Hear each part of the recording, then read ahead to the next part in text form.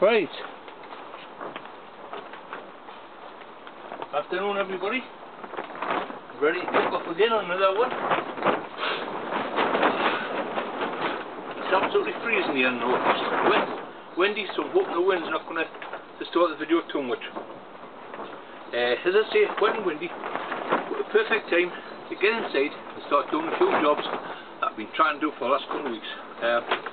As you know, we're hanging baskets. Now we're inside the 100-foot greenhouse, and these were the second ones we brought in, the second lot. These are the white ones.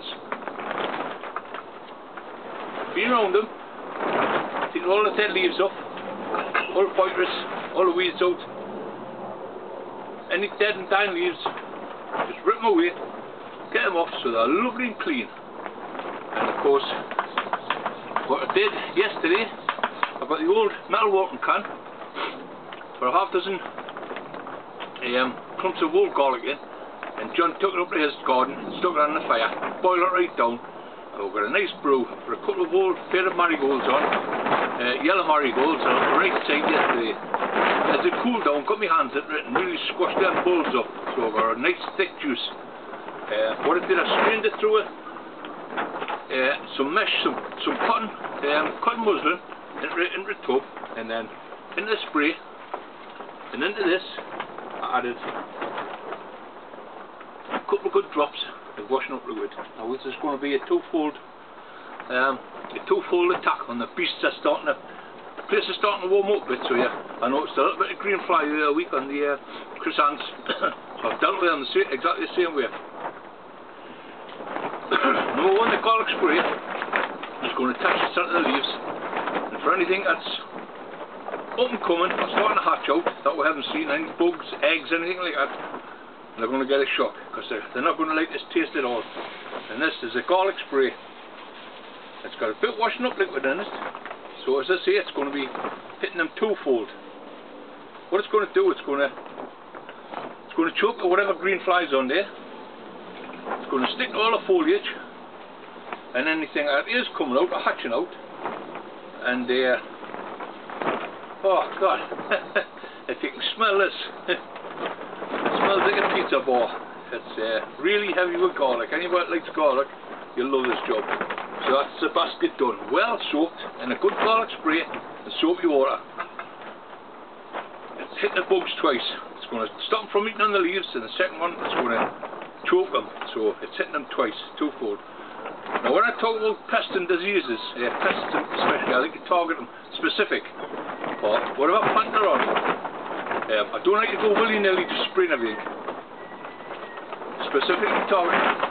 When we're outside and we're talking about bugs in the garden, dahlias, croissants, stuff like that, I'll try garlic spray on it first. If it doesn't do, I'll move on to something a little bit stronger like a rhubarb. But it's always on the stuff that we don't eat. Say the flowers we won't eat. Occasionally I've got crops that aren't too far advanced, so we've got a few weeks before they're eaten. But that way, there's no nastiness in the soil and no nastiness on the plants for us.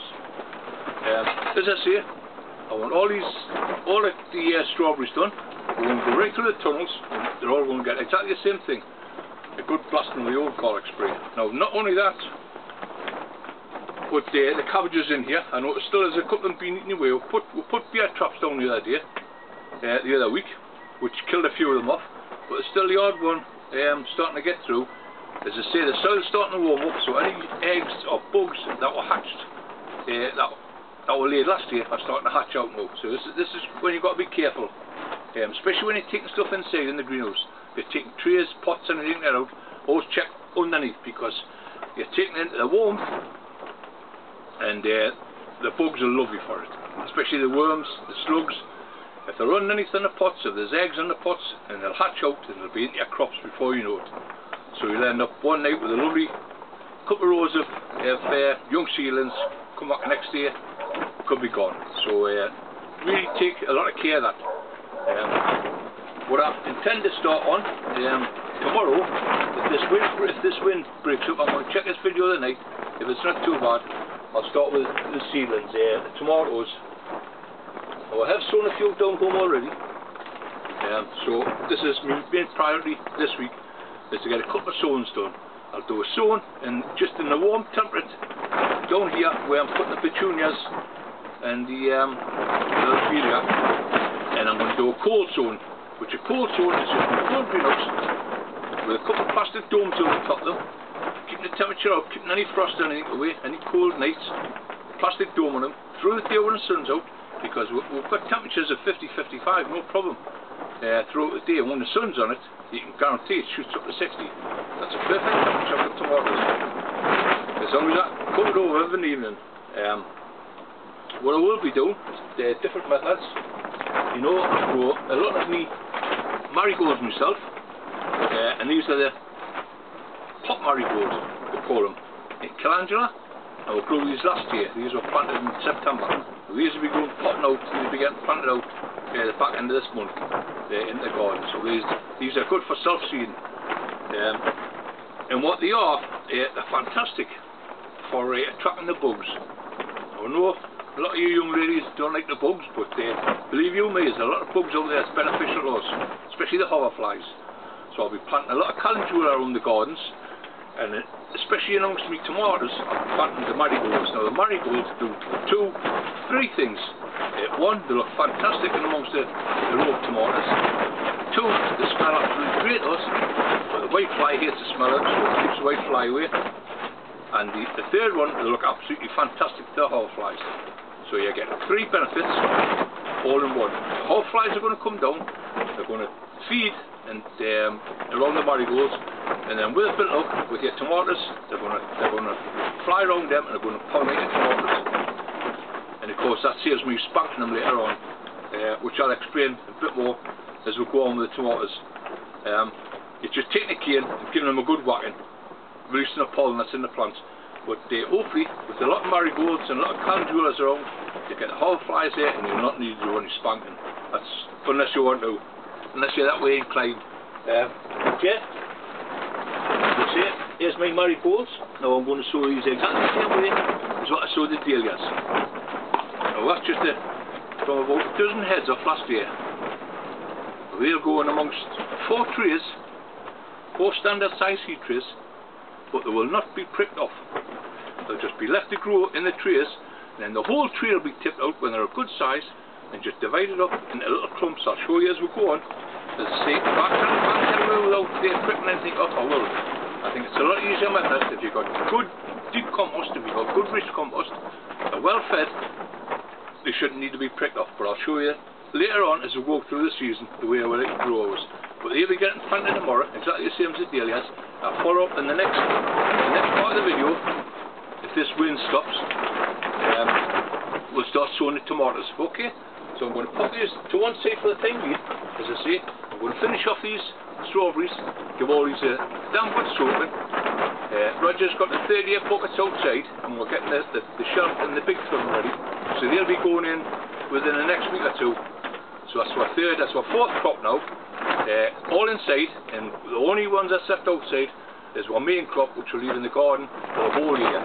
So we're going to have 5 crops, hopefully this year, starting about the middle of April, and going right through to July. So that's a plan.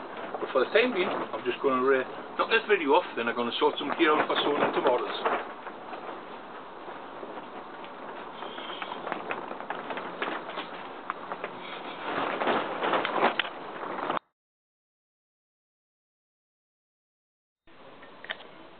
Right, well, good afternoon everybody. Unfortunately I couldn't finish the first part of the video, or the second part I should say, up on the plot. As you know, the rest of the country, the same as the northeast here, we've been experiencing some really heavy winds, gales. Yesterday we had a little bit of hail mixed in with the rain. Not as bad as Yorkshire though, getting a lot of that snow early on. But today it's completely different. It's absolutely beautiful, the sunshine up here in the northeast, but unfortunately we've got the freezing cold winds with it. So I've decided to come down home, spend a couple hours down here in the afternoon, and get stuck in my main crop for the tomato season. As I say, I've had about 14, 15 varieties this year to choose from. I'm getting some lovely ones from different people around the country, which I'm trialling them all. At the moment I'm just busy trying to get a few markers wrote out. At the moment I've made a I've made a little bit of mix up, which for my tomatoes, it never changes year by year. It's always exactly the same. Multi-purpose compost, good extra handful of sharp sand. I always put extra sharp sand in my mix, especially when I'm dealing with seedlings, and it just gives that nice free draining mixture. And of course, when you want to come and water your seedlings, it's an easy job just to take a tray out, or whatever you've got them in, your punnets, multi-cell trays. Now at the moment I've got these sitting in a tray of water down in the bottom here, and they're just quite happily soaking the water up. And what is also in the mix is a bit of perlite, and that gives it a nice free draining mixture. And all it'll go on the top is, once again, is just a little bit of that compost, but put through the sieve and just gently sprinkle over the top. Now these tomatoes, and let's stop them down here, because I have got a little bit of heat on down here, not much. Well, I'm saying not much, it's actually 80 degrees in here now. So I think I'll best pop a little pot in that in the window, because with the gales the other day my window broke, it snapped, so that's another job I've got to do at the beginning of the year, so that's just allowing a little bit of fresh air through. Yeah, it's 80 degrees in here, you wouldn't believe it, in March, early March. We struggle to get them temperatures with the heater on. So I've got quite a few here, and the last one I'm going to do is the I've done the Cedrico and the Harrington Tom. I think that come from Dean Hood, I'm not sure.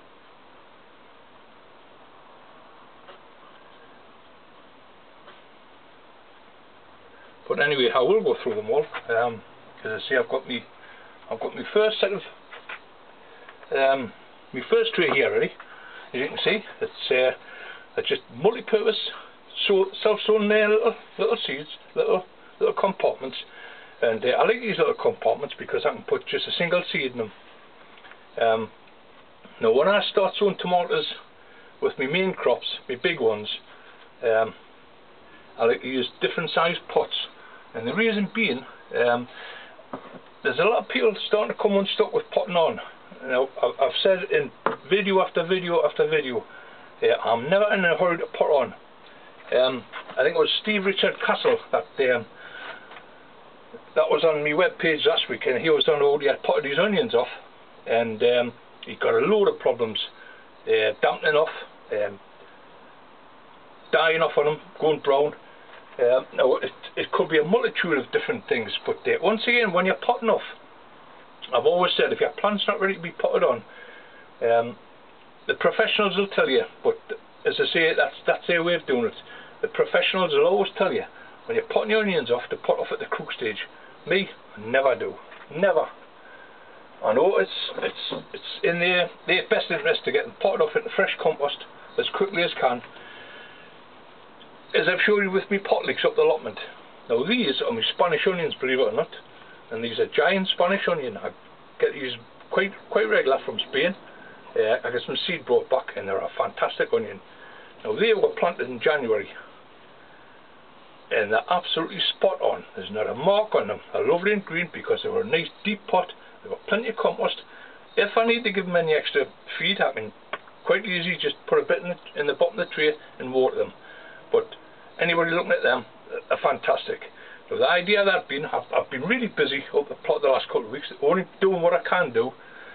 So these have had to take a second seat, sitting back and waiting until I get time to start potting them up.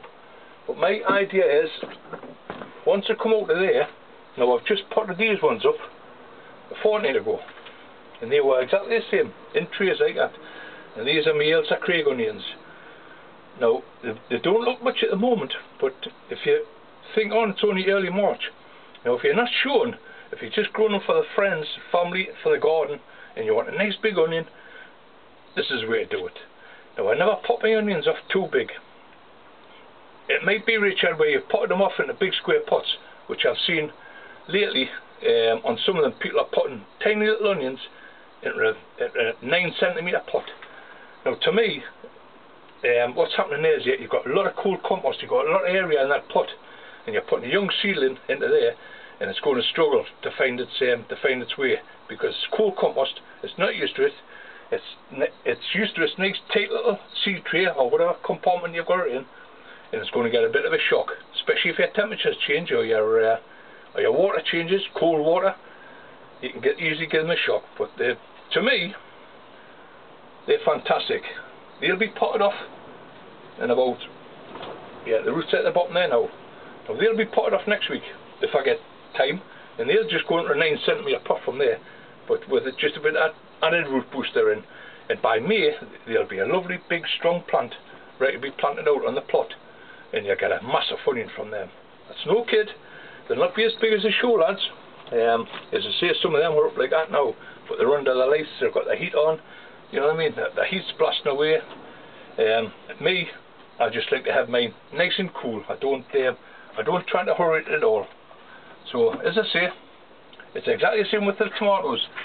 Get them in a single pot, and I grow them on as big as I can before I have to pot them off. I never pot my tomatoes off at the first true leaf stage either.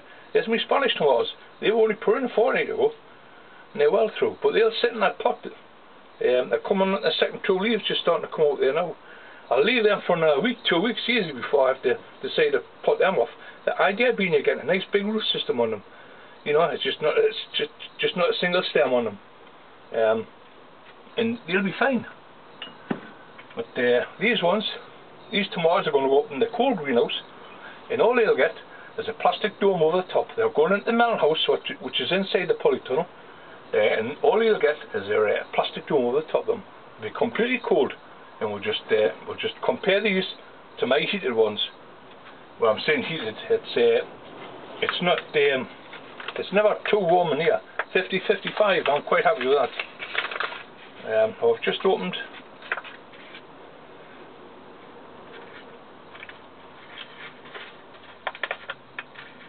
That pack it up, and here ho,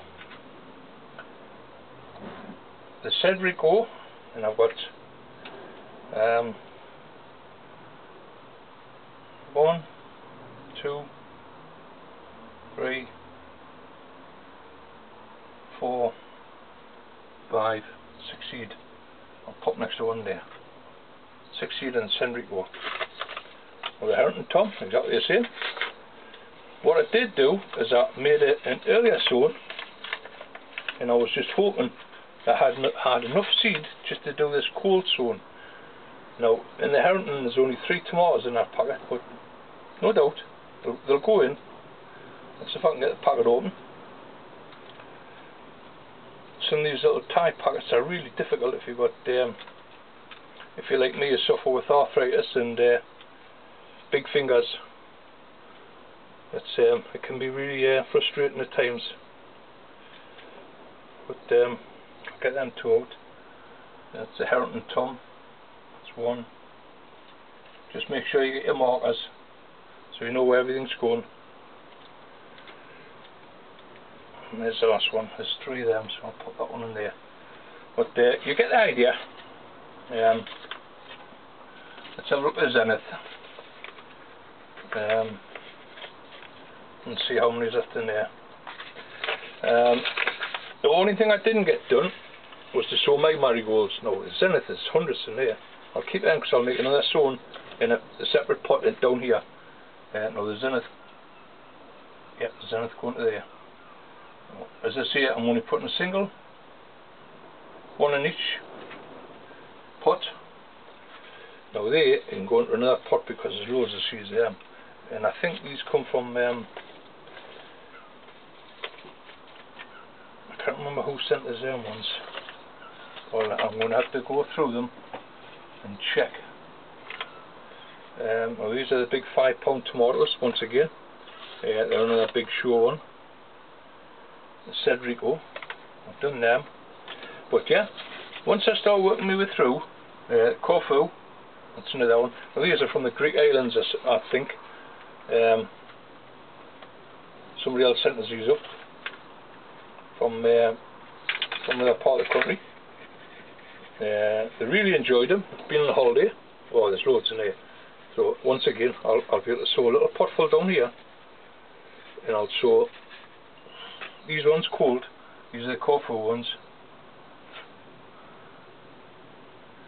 Now what I have got to sow is my own which is my money maker, my Ailsa Craig, and of course the cherry ones, Gardener's Delight. I grow them every year. Now the Ailsa Craig, if you don't have a greenhouse, Ailsa Craig are great for growing outdoors in a sheltered spot. Up here in the northeast, it's very difficult to grow them, but against my back fence here, it's south facing.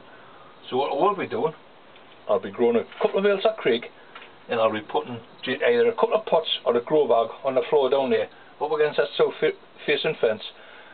Maybe there's a little bit of poly cover over the top, but that'll be it. It'll be out in the open, and I'll just show you that you can grow tomatoes outside if you just pick the right place. And they're an easy crop to grow. Once they're from the seedling stage, get them right from there and get them potted up into a decent sized pot. What you don't want to be doing is sowing far too early, because what's going to happen is, if you get your tomatoes to a certain size and they're going out into a cool greenhouse, they're not going to love you at all. The only other thing to do is to put a little bit of heat on, which is going to cost you money. So what I like to do is to cold sow mine now, so these are going to be timed perfect for May. Just in a cold greenhouse, once they come through and they get potted on, they'll be just a nice size for the middle of May, which up the northeast here is perfect for planting out into the polytunnel. I know you farther down south will be planting out a lot earlier than us, but middle of May is fine for us. So as I say, timing's everything. It's now the middle of March, so it's going to take a week to a fortnight for them to pop through in a cold greenhouse. An extra week to 2 weeks to pot them up into a cup, and then an extra couple of weeks for them to get a decent size for planting out. So you're talking 6 weeks. So 6 weeks from now, middle of March, it's going to give you the beginning of May. So you add another week or two to that, and as long as I put them on a decent sized pot, you know, just keep them nice and snug. Even if it's just a cold greenhouse, just keep them, you know, well sheltered and whatnot, and they'll grow on canny. But I've grown mine the same way every year.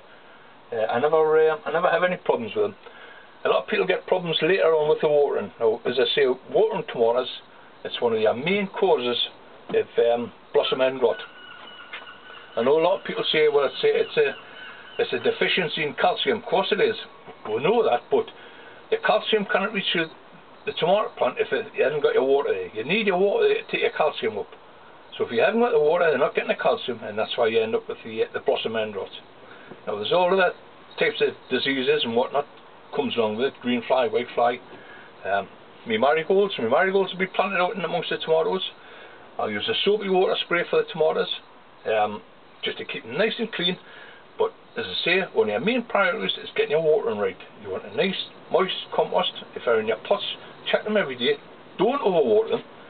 It's just when they run short of water and you start forcing extra amounts of water, they've got a big uptake of water, and what's happening is they're cracking their skins and they're going to split. That's another bad sign of bad management in your tomatoes. Splitting skins, hardback, green hardback.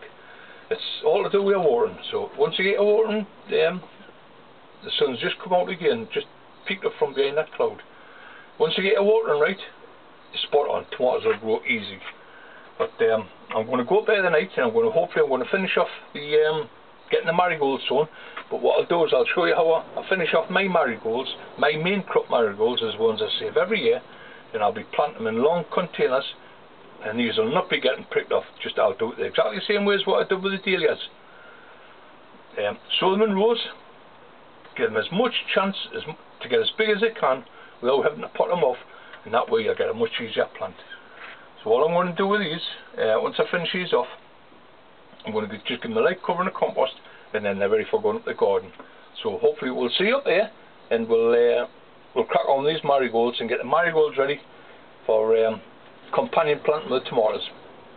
No better than that. Okay, see you up there.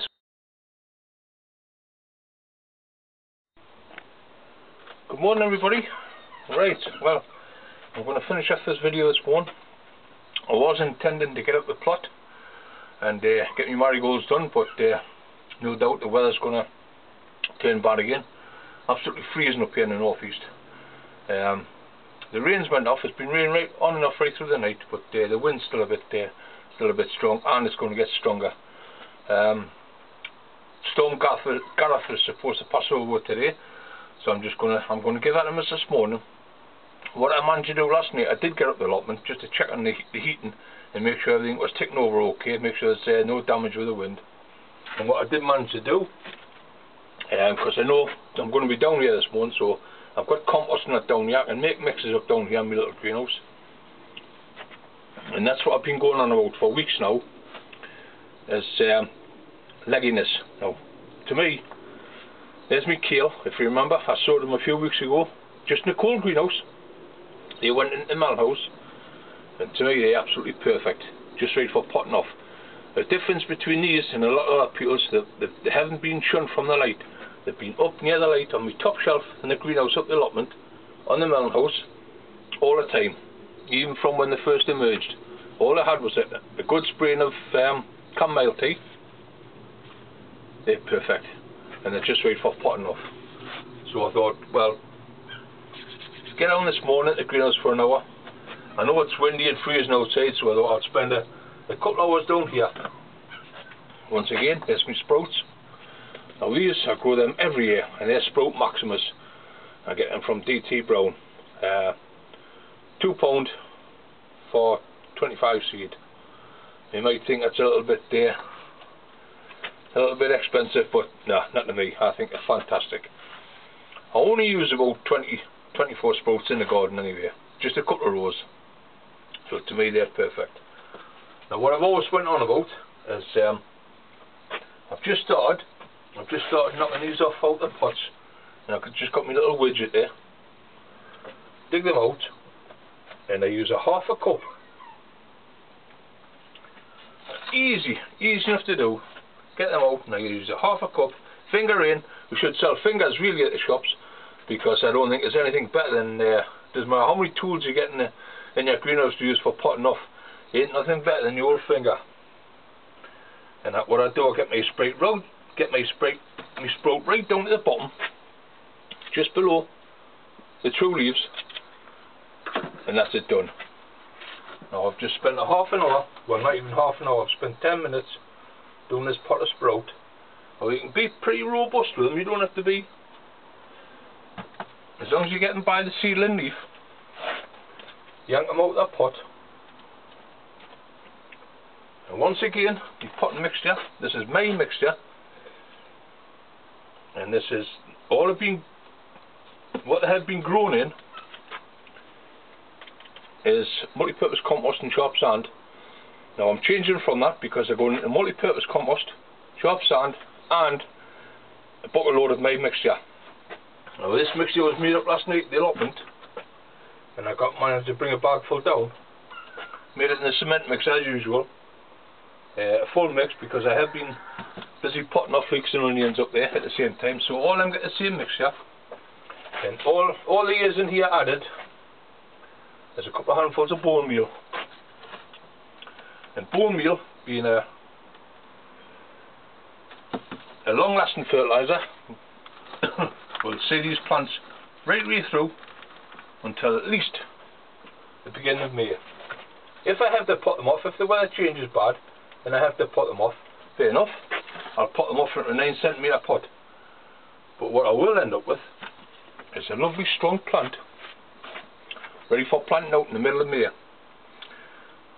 Now there's people been on about the clubroot. If you have got clubroot in the garden, there's plenty of varieties that are clubroot resistant. But what I like to do with mine, and it's just another little tip for you, is once you've got them in your pots or your cups or whatever you're going to plant them into, I like to get them to fill the pot. Completely fill the pot with root. And that way when you're planting out, often I leave them to really fill the pot and to come almost pot bound. And what that does, a nice strong plant, you've got a nice big root ball, you plant that in the garden, firm it in. The old way was to get a crowbar and to really go at it, soft, really hard soil, but my way, I really fill it up with a good root, and that way, morning, and that way, you don't have any trouble with loosening the soil or if the plant's blowing around. That's just a window cleaner in the background.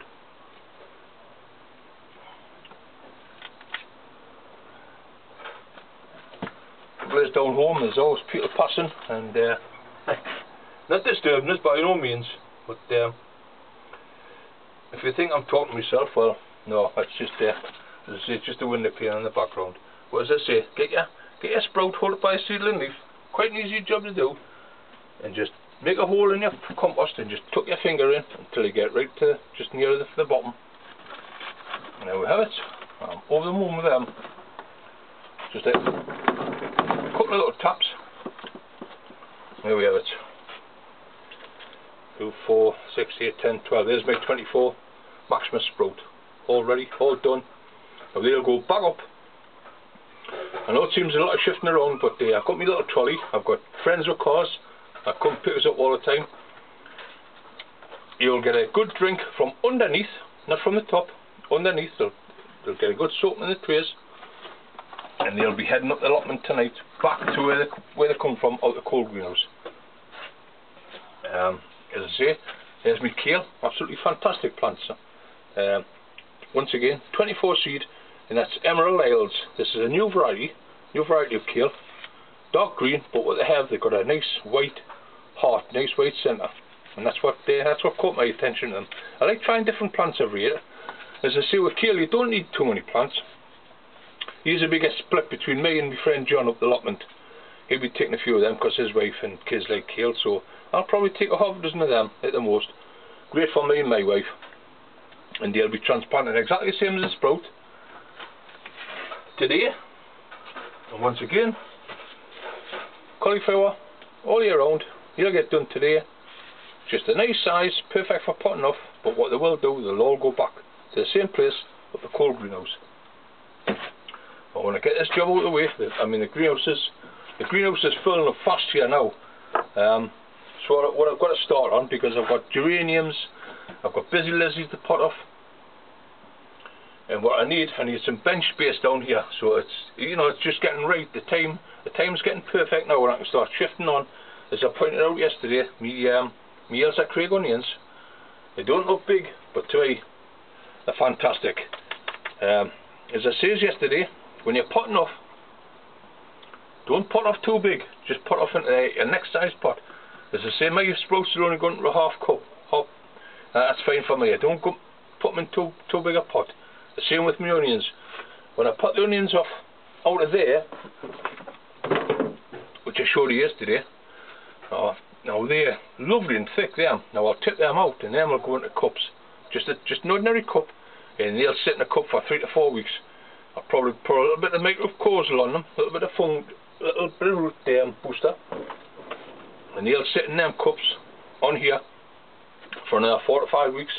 And I say by the end of April, they might need one more potting off, which I don't mind. I'll put them into a 9 centimetre pot, a square pot, which I've got some knocking around somewhere. That's a 9 centimetre pot. They'll probably go into them, and then from them they'll go in the garden. As I say, you don't have to have really big onions this time of the year if you're not shown. If you just want them for the garden to impress a few family and friends, and this is the way to grow them, nice and slow. I don't force them up whatsoever. The same with me leeks. They're just nice, ticking over, 50, 55. I know I've got tomatoes in here now, but my tomatoes are under cover. They're under a plastic dome, so it's giving it an extra couple of degrees. But the tomatoes I'm sowing today, up the allotment, as the ones I did yesterday, they'll be completely cold. They'll be inside the melon house, and they'll have a plastic cover over them, so they'll just be completely cold, no heat whatsoever, and just come away naturally. And that's how I like to grow my main crop, tomatoes. I will be planting a packet full of Ailsa Craig, and a packet full of Moneymaker, and a packet full of Gardener's Delight, of course my favourite, the cherry toms. The wife loves them. I've also got some tumblers here, so all told, with my tomatoes that I grow every year, and the ones I've been sent up, I think I've got about 14, 15 varieties. So I'm going to have some fun this year, trialing them all. Be a couple of each varieties, but I'll show you exactly how they grow, and I'll grow them to my standard, the way I grow them. Everyone will be exactly the same. We'll have some fun growing them anyway, and I'll get back to you later on there and how they're doing. But for the time being, I'm going to crack on here, potting off. I want to get this video online tonight, and just to let you know how we're getting on as I say, on the plot. Roger's busy up there at the moment, watering, feeding and weeding the spring cabbages out. What we have got to do is lower the shelves in the bottom polytunnel, because I've got a lot of plants still to come out the big polytunnel. The difference between them two tunnels is one's got a mesh door on, so there's fresh air coming through all the time, and it just acts like a large cold frame. So the big greenhouse where the melon house is, it's completely closed in. So there is a degree of about 5-6 degrees difference in there. So we'll shift the plants out there into the bottom polytunnel, get them hardened off, and then they'll be ready for going out onto the benches at the end of March. So that's the plan. Hopefully by then we can get started outside in the garden. As I say, the first ones is going to be the parsnips. I'll get stuck into them, get the parsnips in, and then we'll start there. We'll have to get the Japanese onions weeded out and get a bit of nitro chalk put around them, and then I'll check on all the fruit bushes outside. As I say, I've got to get them, get the raspberries and that tied up, but that's all in the next video. New subscribers, quite a few of them coming on. So once again,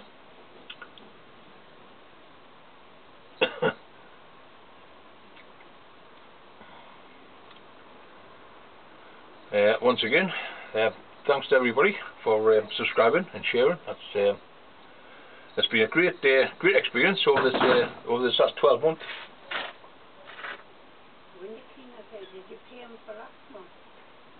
No, I don't think so. Has he asked for it, like? I don't know. I think I did pay him for last month, I just paid him the £5, yeah.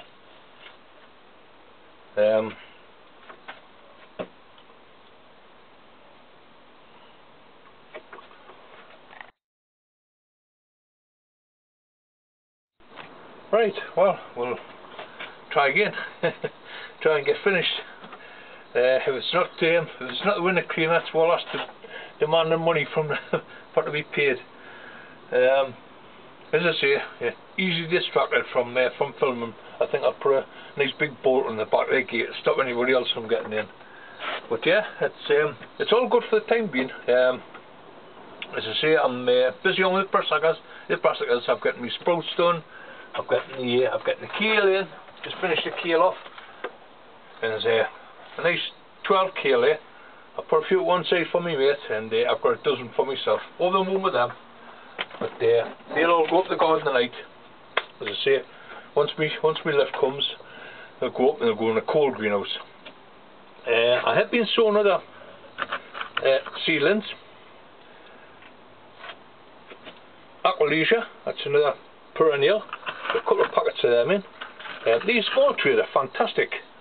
If you've only got a few seeds in a packet, and then that's all I like to use, just a little green tray, and easily you get 20, 30, 40 seeds in them, no problem, before potting them off. And of course petunias, that's where I like to sow mine. The petunias are in now, they're just ½ inch below the bottom, and they don't get covered. All I get is a little bit of perlite over the top, which stops the prohibiting of the light. As I say, a little bit of perlite in the top, it just anchors the seeds, and there's loads of seeds that I sow exactly the same way. I sow me petunias, I sow me busy lizzies, I sow me lobelia, all that's done like that, and all I get, as I say, just a little bit of perlite over the top. But I'm going to crack on now, and the last thing I want to do this afternoon is to get me all year round cauliflower done. I'll do them, and then maybe tomorrow morning I'll be able to crack on with some cabbage seeds. I've got loads of cabbages up there to do, so it's just getting little bits and pieces down every day. I've only got a little bit 6x6 down here, so I haven't really got that much room. So I've got to be canny with me sowings and a canny with me potting off. So I shift things around, get bits done each day, get them taken back to the allotment where I've got a lot more room up there, and that's where I like to.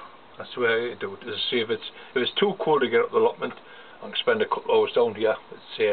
The sun's just starting to break through there. As I say, it's absolutely freezing outside. The beauty of this down here, I can film down here when the wind's strong, because up the allotment I can't. We have polythene roofs and polythene sides, and it flaps and flaps, and that much air racket from it. It doesn't make good for filming.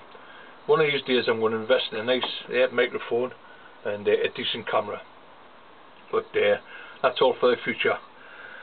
So, as I say, for the time being, I'm just going to crack on here. I'm going to get the last of these sown, get the last of the brassicas done, and that's my brassicas out of the way for this year. And I'll show you how to go on in the next couple of weeks growing them on. As I say, they're in the trays there. All they'll get is water from underneath, and on a cold greenhouse, and they'll just sit on the top of the bench up near the light, as with all seedlings, getting as high as they can towards the light, and it cuts out all your leggedness. If they do get a little bit leggy, and then by all means do exactly the same way. Get your finger right at the bottom of the pot, drop your seedling in, your plant in by the top of the leaves, just below the leaf, and then pack your compost around it. And that way, all that stem that you put on there will take on root, as well as the root plate itself, and you'll get a much stronger plant. But that'll cut out your leggedness for you. But the main thing to cut the leggedness out is, as I say, is light. If you're going to down on the bottom on the shelving and they're going to struggle for light, they're going to draw them and you're going to get them leggy. But hopefully grow them my way and you shouldn't have any problems. As I was saying, there's lots of new subscribers coming online, so thanks very much for subscribing, and don't forget to share and don't forget to comment. By all means, comment down below. We'll always answer you back if we can, if we get time.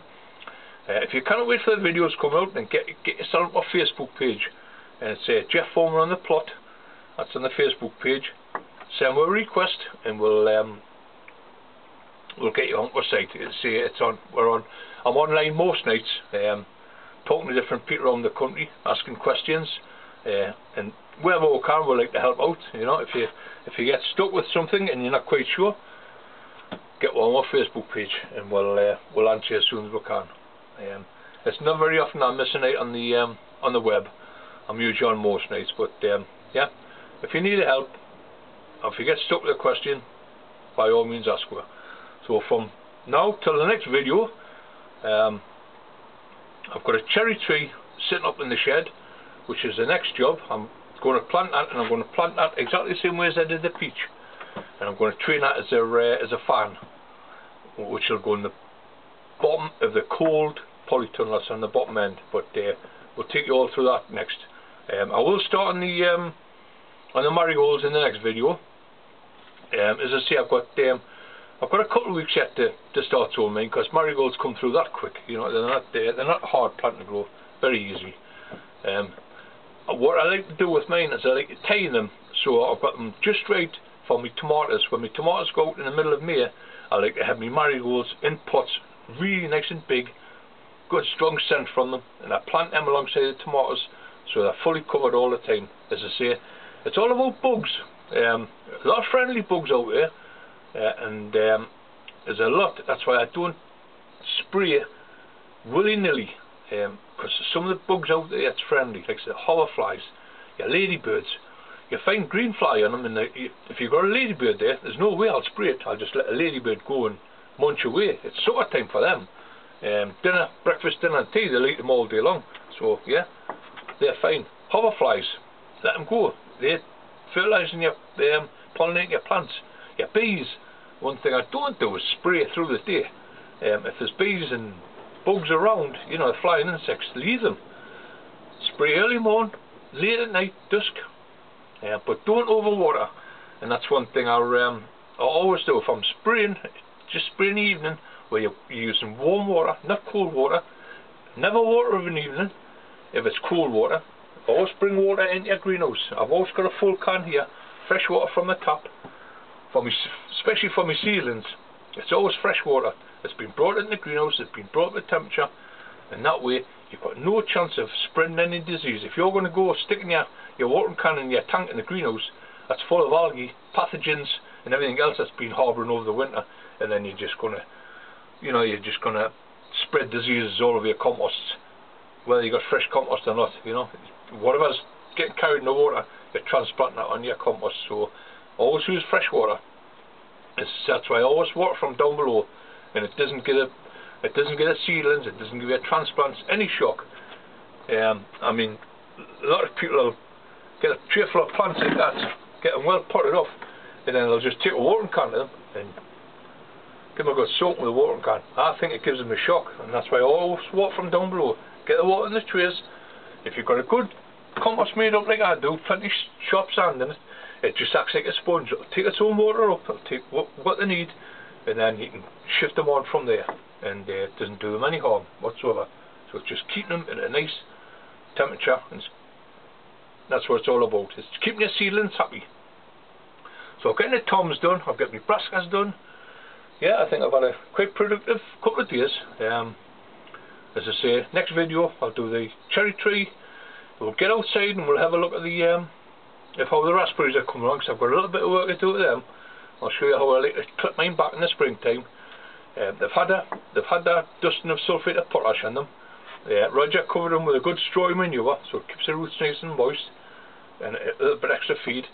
So they'll be starting to bud up soon. So before they start budding, I know it's only early March, but as I say, with that last couple of weeks we had all that sunshine, I noticed a little bit of greenery starting to come on them. So I want to clip them now, get them cut back now, so it doesn't do them any harm once they start growing away. But that's all for the next video anyway. But yeah, glad you're enjoying it. As I say, thanks for all the subscribers. Keep on sharing, send it around, and as I say, if you want to get on our Facebook page, just give her a shout and we'll get you on. So until the next video, I'm going to crack on here, get these brassicas finished, and then get them up the plot. Okay, so I'll see you all again soon. Bye for now.